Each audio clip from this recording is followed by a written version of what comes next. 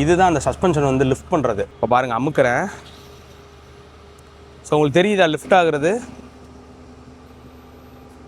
So body வந்து 10 mm வந்து lift ஆகும்.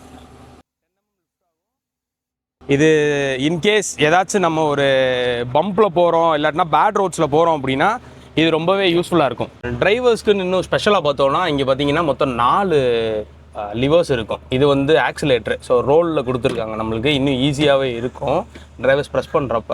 இந்த கடைசியாக ஒரு சின்ன லிவர் இருக்குல்ல, அது எதுக்குன்னா நம்மளுக்கு வந்து இந்த ஸ்டியரிங் வந்து இப்போ பாருங்கள், அதை ப்ரெஸ் பண்ணிட்டு இது ஸ்டியரிங் வந்து டில்ட் அண்ட் டெலஸ்கோப்பிக்கு. எஸ், இதுக்கு வந்து நம்மளுக்கு யூஸ் பண்ணிக்கலாம். ஸோ இது டிரைவர் கம்ஃபர்டபுளுக்கு ரொம்ப முக்கியமான விஷயம். அது போக சீட்ஸும் பார்த்தீங்க அப்படின்னா நம்மளுக்கு அட்ஜஸ்டபிள். ஸோ இது வந்து முடிஞ்ச அளவுக்கு நம்மளுக்கு கீழே இறங்குது.